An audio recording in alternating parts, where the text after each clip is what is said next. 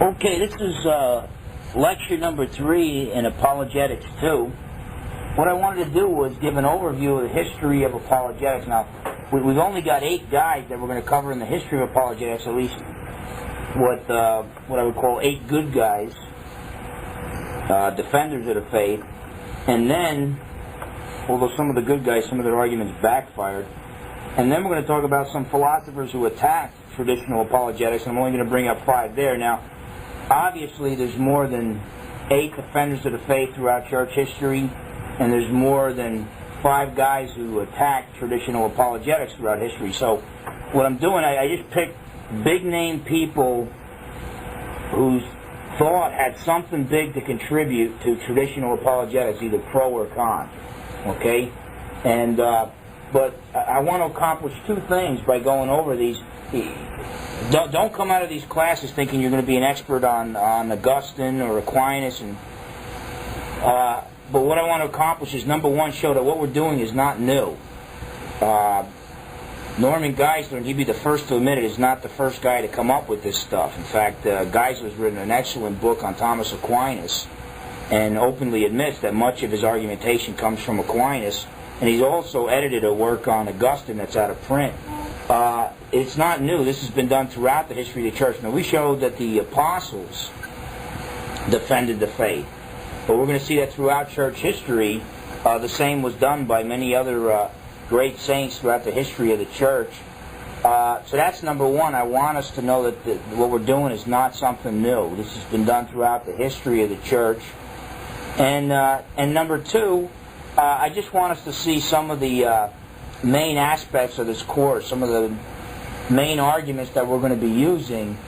I want us to see that in the thought of these gentlemen throughout history. It's just a brief overview, but it's going to take a little bit more time than I had intended. Now, the first guy we got on the list is St. Augustine. And Augustine lived from 354 A.D. to 430 A.D. His 2 most famous works, he's got plenty of works, but are his Confessions, which is basically his testimony. Now, if you're the kind of person who likes reading philosophical stuff and you're not big on testimonies, that doesn't mean that you wouldn't be interested in this book. This is the way a testimony is supposed to be written. He doesn't glorify sin, but at the same time he emphasizes the depravity of man. And a very humble testimony, but at the same time, it's kind of his pilgrimage in thought. And so it's very, very, extremely philosophical work, but that's his testimony, his Confessions. And then the City of God, which is, it's the City of God versus the City of Man, and or the City of Satan, if you will. It's kind of Augustine's philosophy of history. Now, history of philosophy would be a history of philosophical thought, but a philosophy of history would be a person's interpretation of, attempt to make sense out of history. And Augustine, being a Christian thinker, he used his Christian worldview in the City of God and attempted to give his philosophy, his view of history. Augustine was converted from Manichaeanism, and Manichaeanism was a non-Christian cult or religion which believed in metaphysical dualism. Metaphysical dualism. What I mean by metaphysical dualism is that they believed that there are 2 ultimate principles in reality, not just one. But there's an all-good principle and an all-evil principle that are in eternal warfare against each other, okay? The reason why I had to call it metaphysical dualism, because it means that all reality can be broken down into 2 ultimate beings, and then from there everything else came on the scene. If it was, I was differentiating it from epistemological dualism, which would just mean the existence of the knower and the object known. We'll just start. Okay, so he was converted from this. Now this is a real important point, because the reason why Augustine was in Manichaeanism was he thought at that time that it had the best explanation for the problem of evil.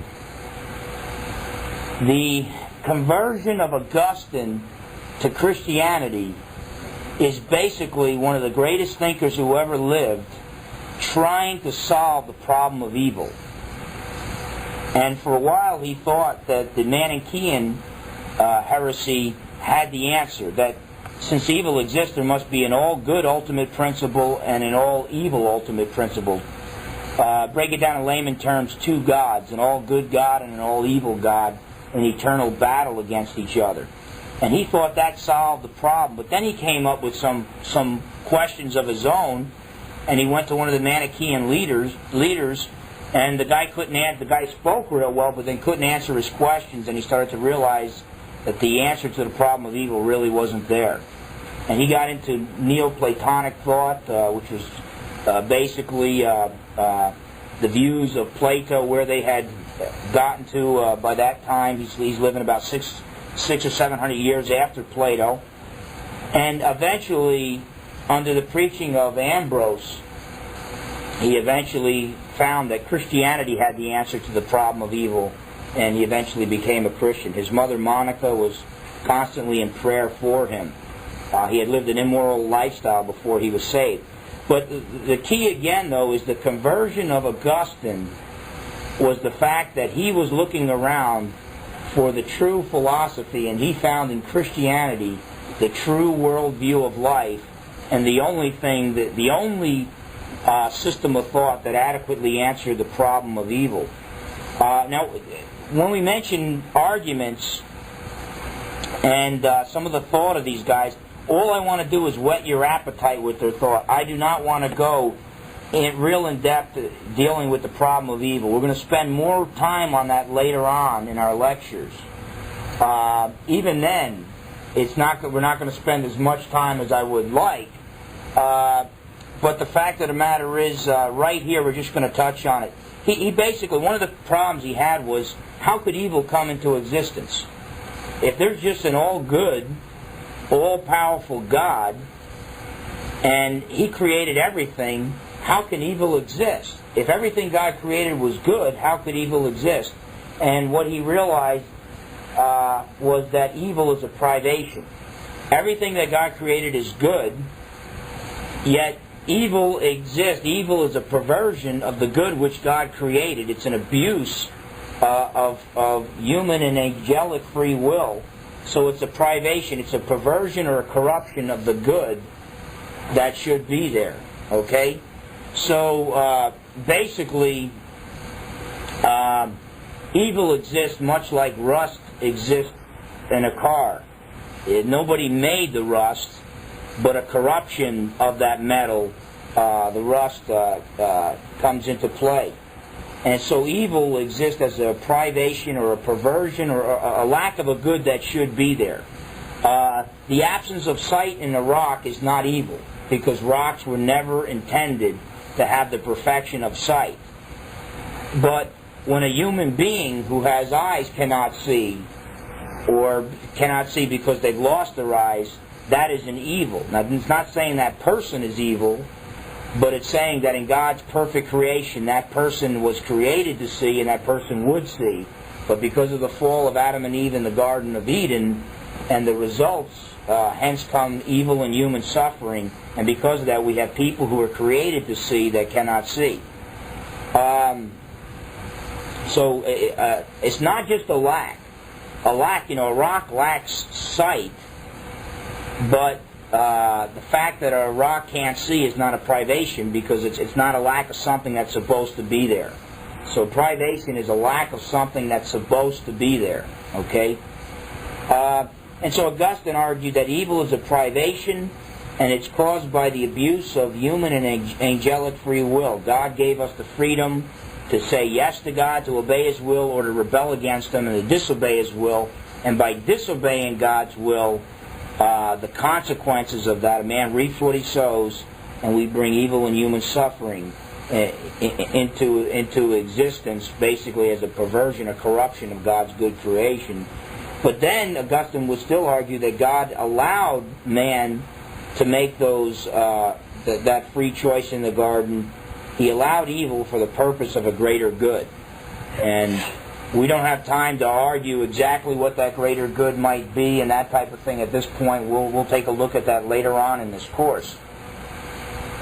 Right now I'm really not attempting for us to do apologetics. What I'm trying to show you is how these guys did it and just give you an overview of it. So even if you don't fully understand their arguments, just get the overview of it, the gist of what they're saying. And later on, we'll use some of their arguments, and sometimes, like with Anselm, I don't like some of his arguments. Augustine, we need to understand that he was influenced by Plato's thought. Plato held to the belief in the invisible world of unchanging, eternal ideas or truths. For instance, in Plato's thought, ultimate reality is not particular individual chairs, but the eternal, unchanging idea, chairness, the essence of that chair, the invisible definition of that chair. And though a lot of people wouldn't go that far, I think there are some eternal ideas, such as equality. You can look at two equal things. I was talking with J.P. Moreland on that, and he was in total agreement with me, and he liked it so much that the next day at the breakfast he used that as an illustration to prove one of his points. But if you looked at two equal cups, there's no way, from your sense experience, observing, perceiving those two cups, there's no way that you can come up with the concept, the invisible, immaterial concept, equality.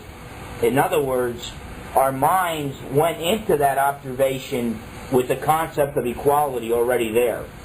Now, it's another argument whether it's in the conscious realm or the subconscious realm, but the fact of the matter is, it's somehow we see two things that are equal in size, and it triggers from, I would say, from the subconscious realm, from the subconscious mind, it triggers our idea of equality, which is a concept that was there the whole time. It's kind of part of the package. I don't know if I'm not real up on computer lingo. I don't know if you would call it part of the hardware that comes with the computer or what. But this invisible world of unchanging eternal ideas or truths, Plato held to that. Now what Augustine did, he took these ideas and placed them into the mind of God. He said, yes, things like logic and, the law of non-contradiction, equality, concepts like time, space, all these things, these eternal, invisible, unchanging ideas or truths are the eternal ideas of God. And in essence, God knows everything in one eternal glance, one eternal thought, but that gets beyond our present purposes right now. But Augustine argued that we cannot perceive the unchanging truths of things unless illuminated by God. Now, if I understand Augustine correctly, we would not be... See, when you point at a chair and you say chair, you're doing more than saying that's an individual chair. You're saying that individual chair fits into the universal category called chair. And so a lot goes on, even without making a sentence out of that chair. But Augustine argued, now here's a big area difference between Augustine and Aquinas. Aquinas, we drew all those things just through the natural reason alone, just through human reason alone. And we couldn't prove everything through human reason alone. That's Descartes. He went way overboard. But Aquinas, we could know certain things, the essences of things, through human reason alone. It's just in the data that God's given us. Augustine is saying, no, we actually need more help than we realize just in the everyday affairs that we go through. But in John 1:9, it reads, talking about Jesus, there was the true light, which coming into the world enlightens every man. Now there's two ways of looking at this passage. And a lot of times the translators will translate it, they'll show you what their view is. There's two ways to look. One is that when Jesus came into the world, He enlightened every man. Now we know not everybody's saved, but maybe that He's drawing everybody to Himself. But it doesn't seem to make much sense because it wouldn't be fair to everybody before Him. Why wouldn't He be drawing them?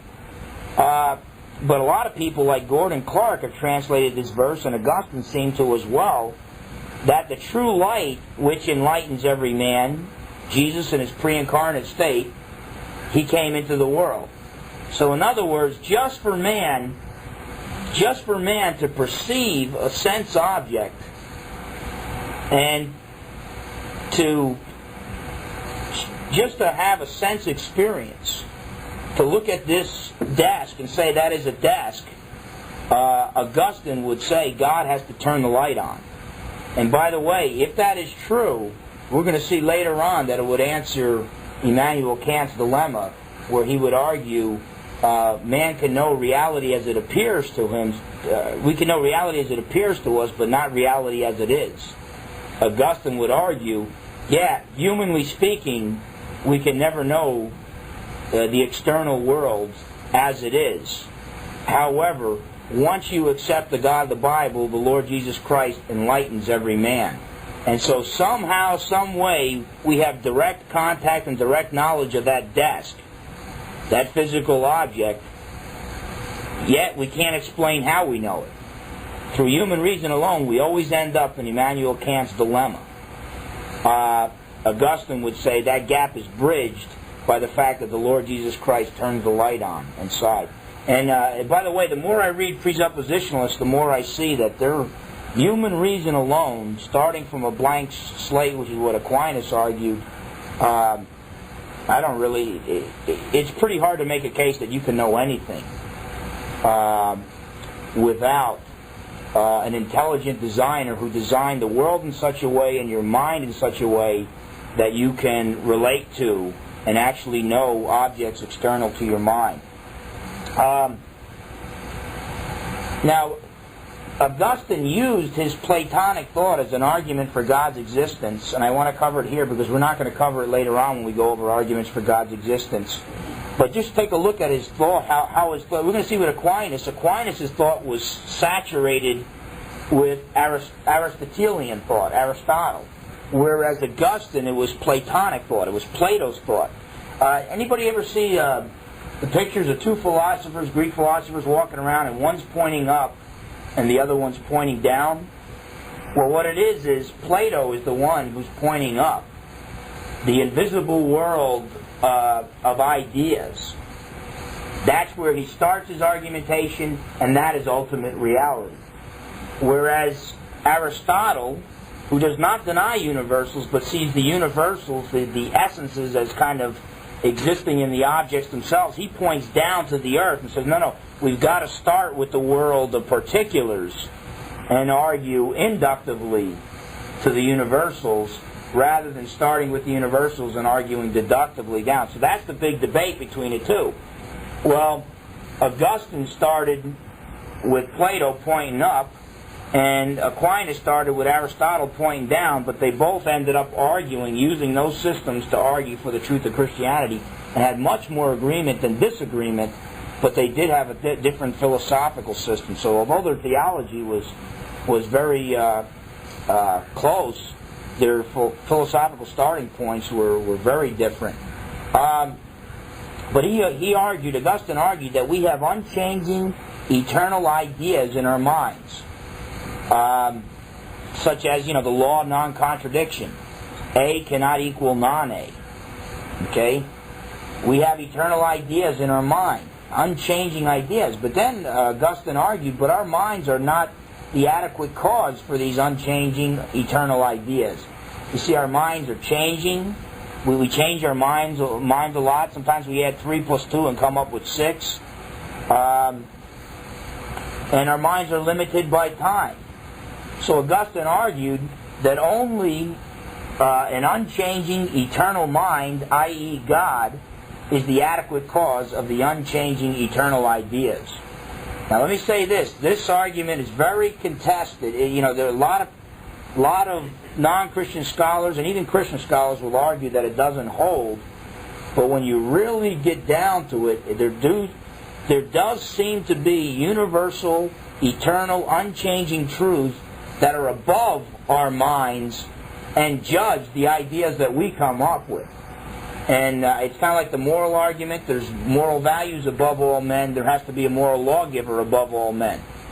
And if there's ideas above all men, the minds of all men, there's got to be a mind to place those ideas in. You know, Plato had a system with all these invisible ideas, and Augustine comes on the scene once he gets saved and says, you know what, Mr. Plato?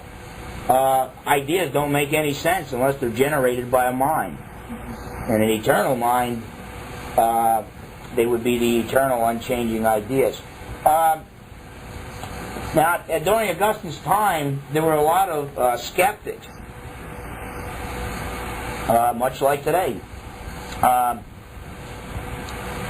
And so in order for Augustine to say that I'm a Christian, and therefore I know something, he has to disprove or at least throw a monkey wrench into the thought of the skeptics, because the skeptics claim we can't know anything.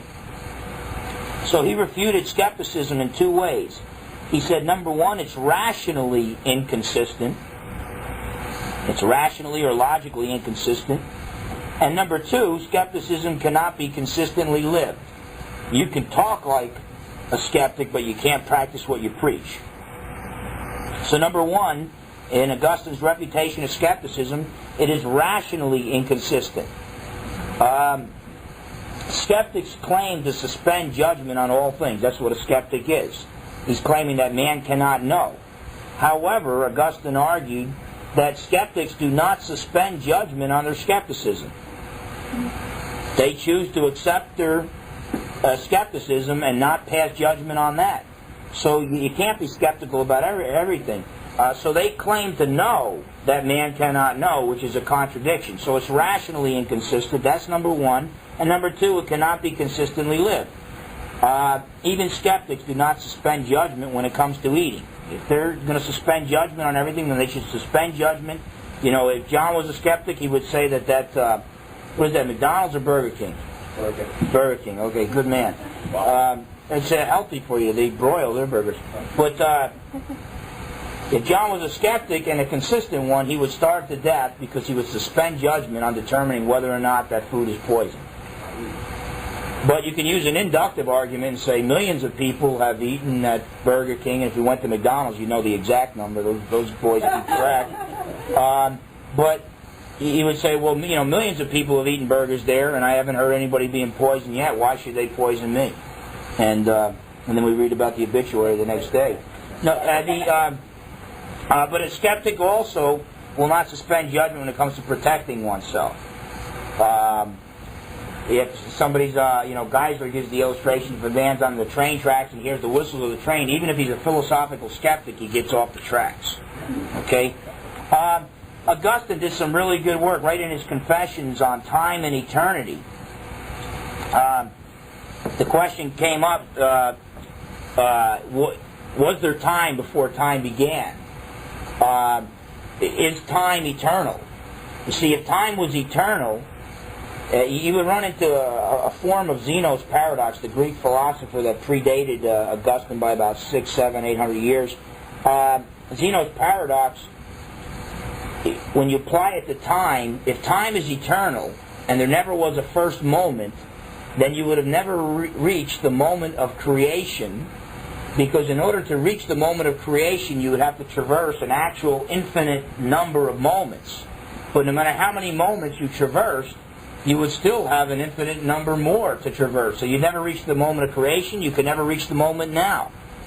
No matter how many moments you would take to reach now, you wouldn't have traversed an infinite number. So there had to be a first moment. So time had to have a beginning. And so what Augustine argued is that God exists in eternity. He exists in eternity, the eternal now. See, time has past, present, and future. Eternity has only one moment, the eternal now. Okay? And God exists outside time in eternity, and when He created changing things, that's when time began.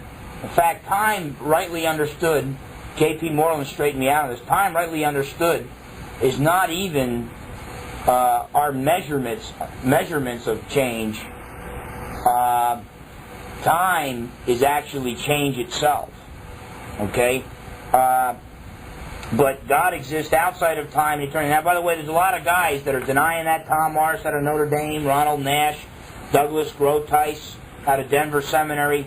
And I tell you, if you're going to throw out the Thomistic as Aquinas held to it too, and the Augustinian baby with the Augustinian bathwater, you're really, the Christian. It took so long for somebody to stand up and refute Zeno's paradoxes in this area.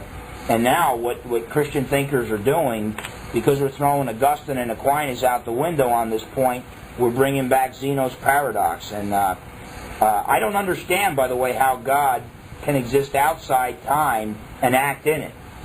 But I also don't understand how God could be immaterial and create matter, how God could be immaterial and act in matter.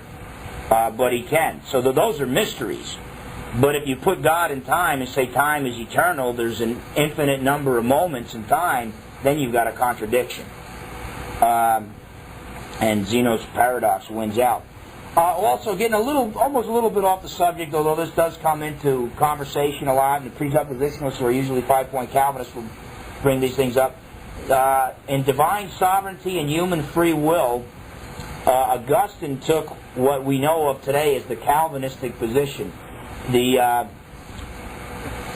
Calvin and Martin Luther, contrary to popular belief, both Calvin and Martin Luther got their ideas of divine sovereignty and human free will from Augustine.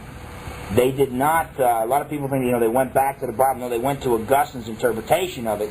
So I think the strongest case that can be made for 5-point Calvinism is Augustine's writings and Augustine's influence on the church. The Bible, I think the only strong case would be Romans chapter 9, and then there's a passage in Isaiah. But I think when you see the other passages that strongly teach human free will, then you have to retain some strong sense of divine sovereignty, but still enough where a man can freely accept or reject Christ. But basically, Augustine argued that before the fall, man was able to not sin.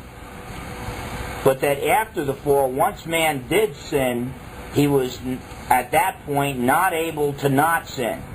In other words, after the fall of mankind, all man could do was sin. He had no other choice.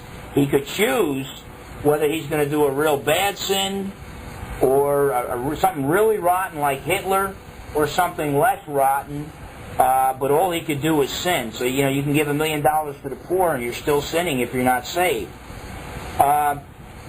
This view, if you hold to it, what that means then is that you cannot freely accept Christ.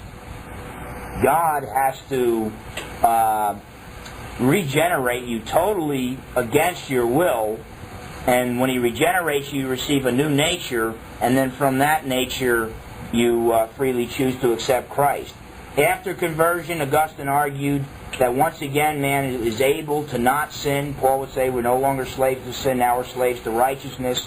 And then after glorification, when Jesus returns, we're not able to sin because we've been totally perfected. And yeah. Well, I have a question on point B that says not able to not sin. Why does that necessarily have to bring in regeneration, that God has to regenerate you? Could that still be, could free will still be involved there? Well, not in the Augustinian sense. Well, what I would say is that point B is the key thing. If you're going to retain that a person is free to accept Christ. Now some scholars will write that Augustine contradicted his free will defense in the problem of evil, saying it was brought in by free will, because he wiped out free will in his view of divine sovereignty, human free will, but not so. Because Augustine is willing to grant that Adam and Eve were free before the fall. And he's willing to grant that Satan was free before his fall. But once they sinned, that was it. They were locked into it. But if you understand sin there as a good portion of it as missing the mark, I will grant it. It just sounds weird to say accepting Christ is still sin. So the way that I word it See, because we cannot freely accept Christ in Augustine and Calvin and Luther's thought. God has to zap you, and then you can choose. So your regeneration precedes faith. In my understanding, after the fall, we are not able to please God.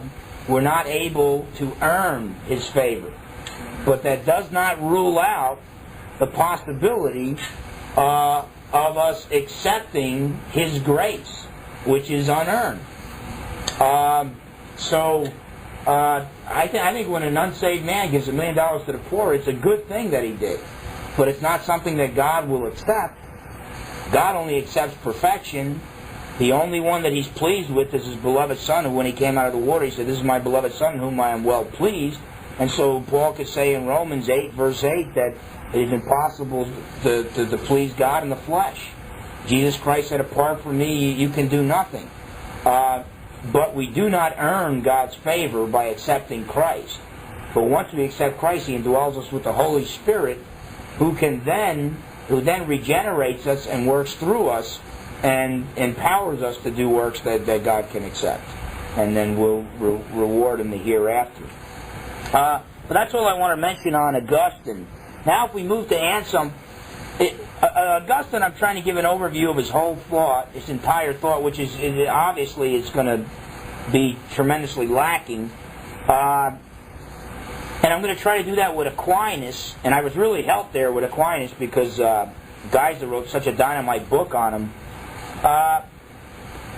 And I might even try to do that a little bit with Blaise Pascal. But the rest of these guys, I'm just going to bring out aspects that I'm going to, Anselm did a lot more than just the ontological argument. But in a crash course in apologetics like we're going through right here, there wasn't anything that he said that is going to play a major role in this course that either Aquinas or Augustine didn't say either before him or better than him. Now, Aquinas came later, but if he said the same thing Anselm did, usually Aquinas said it more in depth. And Augustine said things before. In fact, you'll find even Anselm's ontological argument and René Descartes' cogito ergo sum, I think therefore I am, both of those things came from Augustine. However, Augustine never used them as arguments to prove his cases. He just said it in passing. And they tried to pull out implications from what Augustine had said that he wouldn't have said. But Anselm lived from 1033 to 1109 A.D., and he's famous for the ontological argument. The ontological argument is an attempt to prove God's existence from reason alone. There is no attempt to argue from experience and from examining evidences in nature to God. The ontological argument, the argument is in the mind alone, okay?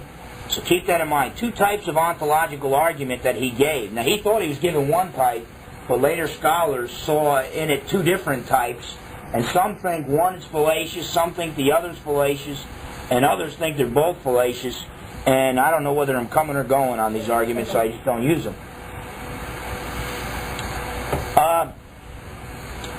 First type, Anselm would say that God is defined as the greatest conceivable being.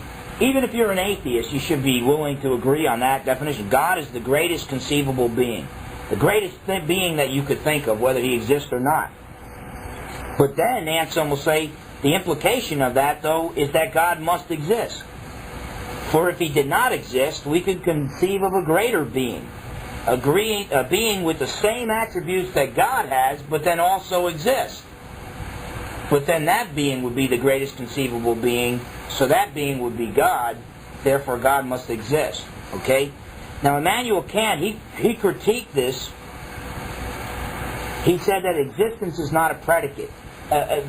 Basically, a predicate, if I say Phil is a man, anything, or Phil is good, Phil is nice, Phil is mean. All those things are predicates. After the little verb is, whatever you fill in the blank is an attribute or a predicate, okay? Well, Kant argued that just to say Phil is doesn't add any information about Phil. So to say Phil exists doesn't add any information. So, in other words, Kant is saying it's a category mistake to act like there's a whole bunch of perfections or predicates or attributes that God has to have as the greatest conceivable being, and one of those attributes is existence. Kant says, no, that's a whole different category. The greatest conceivable being must have all the perfections, and must have them infinitely, but existence isn't even a perfection, so that doesn't tell us anything about whether or not this conceivable being, by conceivable we mean the greatest being in the mind, doesn't necessarily have to exist outside the mind. Okay? It was Kant right? It depends. If we get 50 philosophers in here, we'll start World War III arguing out. Most philosophers today, though, would say Kant was right on this. Then again, most philosophers today have been genuflecting before Kant for a long time, so they're going to agree with a lot of his stuff. Although they don't they don't really live as if the thrust of what he was saying, they act like we can know the world as it is. The second type of ontological argument is that, and some would say that God is defined as a necessary being. Now, by the way, there's just three types of beings, and one of them can't even exist anyway, so it's really not even a type of being at all. But there's a possible being, which is a being that it isn't a contradiction. It's possible that it might exist and it might not exist. Okay? A possible being would be a unicorn. There's no logical contradiction there in a unicorn and a horse having a horn on its head. Okay? But that doesn't tell us whether or not it exists. It might be actual, it might not. Okay? So it's a possible being. We're possible beings because there was a time when we did not exist, so it's possible for us to not exist. Okay? That's a possible being. An impossible being is like a square circle. Okay? A square circle is a contradiction in terms. It's impossible for it to exist. Okay? But a necessary being, whether there is such a thing or not, we can say, well, what the exact opposite of an impossible being would be a necessary being, a being that must exist, a being that cannot not exist. And that's the way we define God, as a necessary. He's not a possible being. He has no possibility of non-existence. And he's not an impossible being because we believe he exists, so we define him as a necessary being. Well, the problem is a necessary being cannot not exist. Therefore, to say God, a necessary being, doesn't exist is a contradiction in terms. It's like saying John is a boy, but he's not a boy. That's a contradiction. Can't have it both ways. Therefore, God must exist. Now, Geisler's criticism of this, and Thomas Aquinas would use the same criticism, by the way. Of course, Geisler got it from Aquinas, so Aquinas didn't get it from Geisler. And Geisler would be the first to admit it. He loves Aquinas. But Geisler's criticism is that it's logically possible that nothing exists. See, Alvin Plantinga, a philosopher from Notre Dame, wrote a whole book. Well, actually, half of the book is dealing with the problem of evil, but half of the book is on the ontological argument, and he uses Louis Molina, the Jesuit priest who died in the year 1600. He uses his possible worlds scenario. An impossible world would be a world where square circles exist, or where free beings are not free beings. Okay? But in every you have all these possible worlds. Well, only one of them has been actualized. Well, basically what Plantinga argues, he takes the ontological argument, he says that God, the greatest possible being, must exist in every possible world. But the actual world is a possible world, is one of those possible worlds. Because the only other alternative is that it be an impossible world. But if it was an impossible world, it would be impossible for it to be actual. But it's actual, so it has to be one of the possible worlds. So so Plantinga argues that the greatest possible being must exist as the greatest being in every possible world. Since the actual world is one of the possible worlds, then the greatest possible being must exist in the actual world. Now, what Geisler argues, though, is that once you accept the existence of the actual world, you've left the realm of the mind. It's a valid argument, Geisler claims, but it's not an ontological argument from reason alone. Now you've done a cosmological argument, a weird type of cosmological argument, but you're arguing from the existence of the actual world to the existence of God. But it's because Geisler states it is logically possible that nothing exists. Now, I kind of agree with Geisler, except, just think about it for a minute, nothing exists. It's logically, there's no contradiction in saying nothing exists, is what Geisler's saying. The only open door I see for the ontological argument here is nothing is by definition non-being. And to have existence is to have being. So you could say, and maybe there's a fallacy in my thought here, but you can write nothing exists.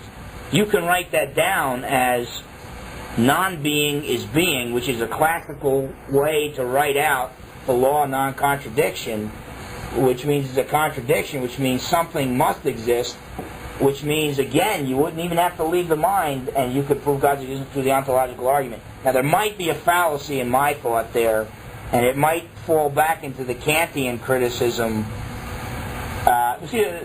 Kant, his philosophy, at the foundation, there's a distinction between the external world and the world of the mind. We can know reality as it appears, but we can't know reality as it is. So I wouldn't say let's give up the case to Kant right away. All I'm saying is the ontological argument.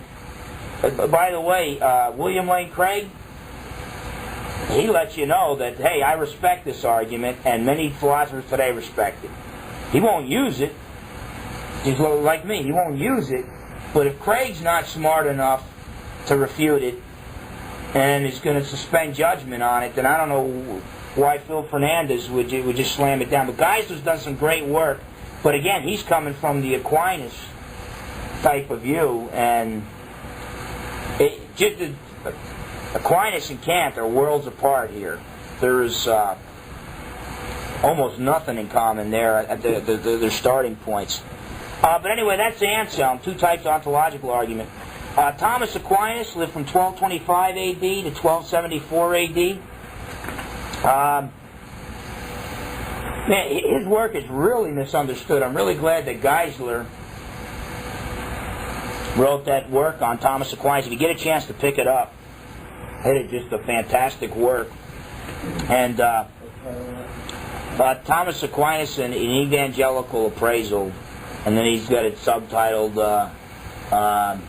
Should Old Aquinas Be Forgot? So, pretty swift there. Norm's got a good sense of humor, except when I ask him questions. Okay, anyway, his most famous work, Aquinas, is the Summa Theologica. I've got the abridged version. It's actually about 5 volumes long, real thick volumes. By the way, Augustine's City of God is like about the size of the World Book Encyclopedia, so you can get an 800-page abridged version through Penguin Books, which is pretty good, put together by a Catholic scholar that really knew his thought well. Aquinas was influenced by Aristotle. Keep that in mind. Aquinas, Aristotle, but Augustine, it was Plato. So that means Aquinas is going to start with the world of the senses. Aquinas argued that our minds start out life as a blank slate. Now, I used to hold that view, but Gordon Clark convinced me when I read his works that there's no way you can look at a mound of dirt and get moral values from it. You come into this life with some conscious, some idea of right and wrong, even if it's in the subconscious realm and it gets triggered by something in the physical realm, whatever. I just disagree that we start. I think that we're a blank slate. My epistemology, my theory of knowledge, combines Augustine, i.e. Plato, and Aristotle, Aquinas. And I see Aquinas' observations to hold true for the conscious mind. We start out life with the blank slate in the conscious mind, but in the subconscious realm, there's got to be some either innate ideas or innate ability, right? You could argue that Aquinas argued that we just had innate ability to draw rational conclusions from sense experience. It's really tough. What's his name? Charles Hodge spends about 100 pages on this dynamite work on his view of innate ideas and stuff like that, and or basically innate ability to draw ideas. And he's somewhere in between Augustine and Aquinas, and he was a great thinker himself.